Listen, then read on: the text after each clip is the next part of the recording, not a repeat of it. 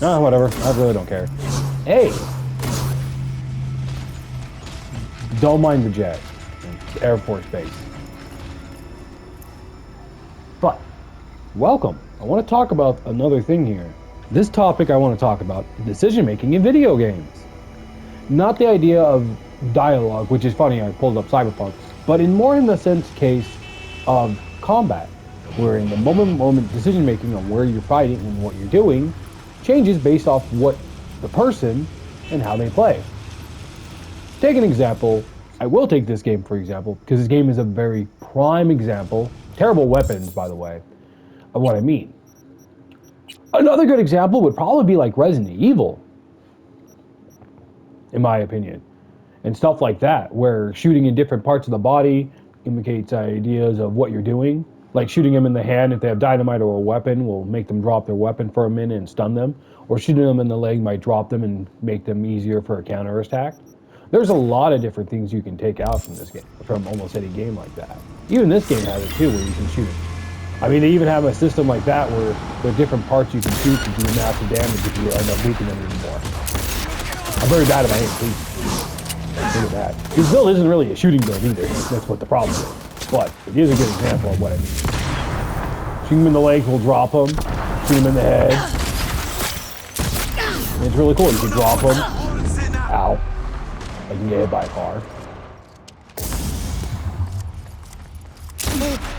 Shoot him in the arm. You know. And it's cool. And their bodies react to where they get shot to, which is another cool little detail that... Another good example, and one of the games I first noticed this in, was in, what game was it? GTA 4 was a game I first noticed that they were starting to do that. And then in Max Payne 3, that's where it kind of came into full circle. And it really is what I think separates it from like what I don't like about Uncharted games anymore. Because I used to love Uncharted games, but then I got into that moment of like, you know, I liked how the other ones were playing more and more and more and more. So while I don't think Uncharted 4 is bad, I actually quite enjoy it. I'd rather be playing a little bit of a different first-person shooter, I guess, you know, or a third-person shooter. So.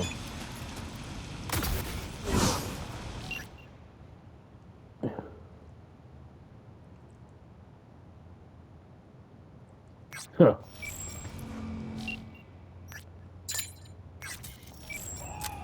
That's funny. You couldn't tell her nothing, but I told her everything because it's funny. Yeah, and another thing is, like in this game, they have the ability to shoot at very specific body parts to deal more damage.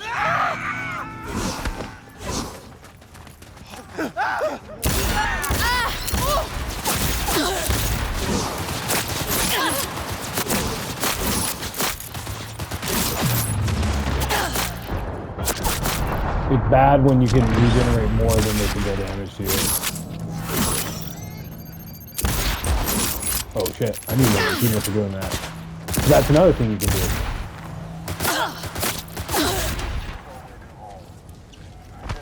Oh, I shot her arm, and she lost her gun.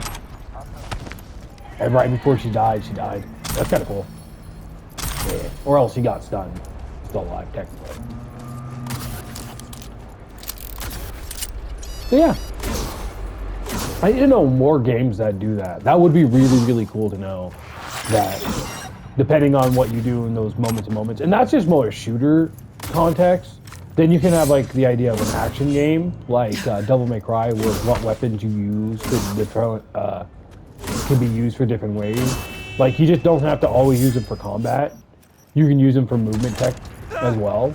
So you can use them to get across the battlefield faster. You can use them to kill certain enemies a lot better.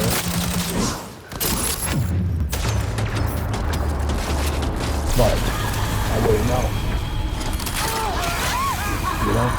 Because while it would be kind of cool,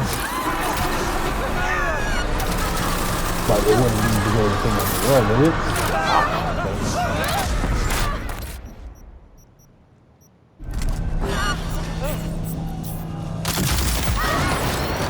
Holy shite. What is this shotgun, man? Kind of scary. Not gonna lie. Got a troublemaker here.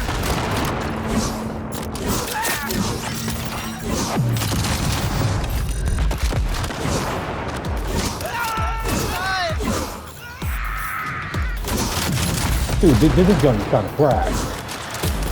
This kind of goes against everything I was just talking about, but it's a decision to use the gun. And then switching on in a moment to use the revolver for quicker shots. More pinpoint shots, I guess. Man, great. Then of course there's the assault rifle that shoots pellets. Well, what this one does is that lobs like the pellets, like almost like a grenade, so the bullets go based off of the trajectory going down. And because of that, it's not like a consistent shot. There we go. Oh, there.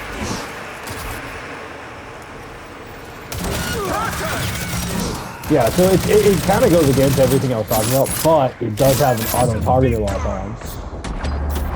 That you lock on and then shoots 3 more burst fire. Less automatic, but still does a crap ton of damage.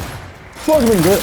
Poison. There's a way to make it stronger, but here's me trying to talk about decision making in this quick decision moment, and me just talking about the guns in this game. Typical. Bro, I shot his gun out of his hand. Everything's going to shit.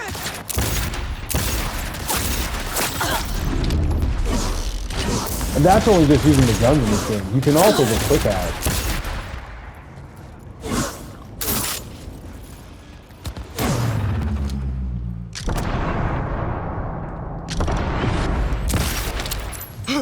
Also, if you've been seeing this is like ricochet. You can ricochet bullets.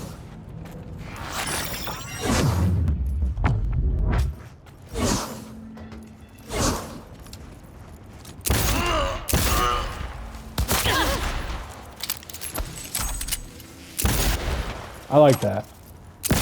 And ricocheting the bullets. Nice.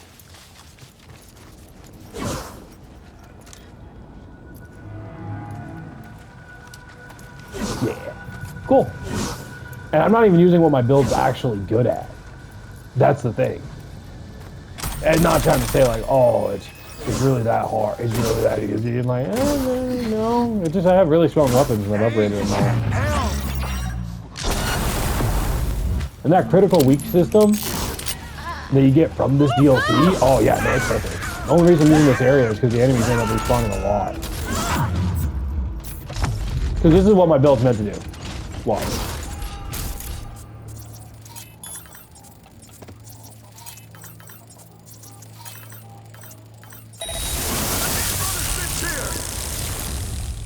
That.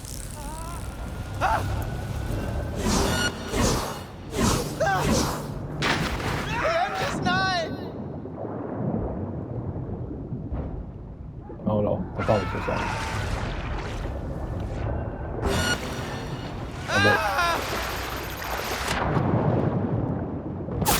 Oh, he's going to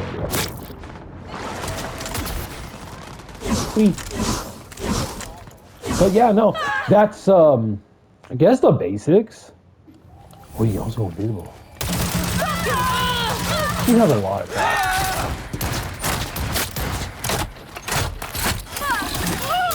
Huh. You know, I really wanted to always talk about this game. I guess talking about decision making in video games and then bringing it up. Maybe want to talk about this game even more. Got a little something for you.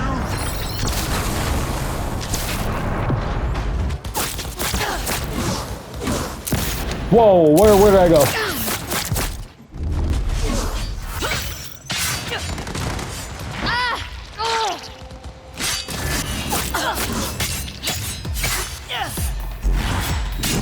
Then yeah, you can just go melee.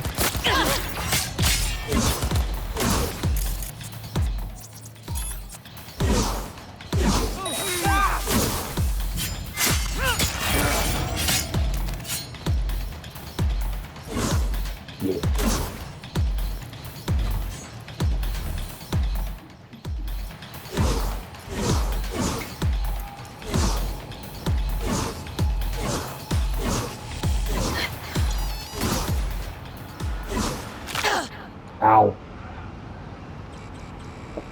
Yeah, so other than that, play video games more. Anyway, I think I'm good with this game for right now. Ciao.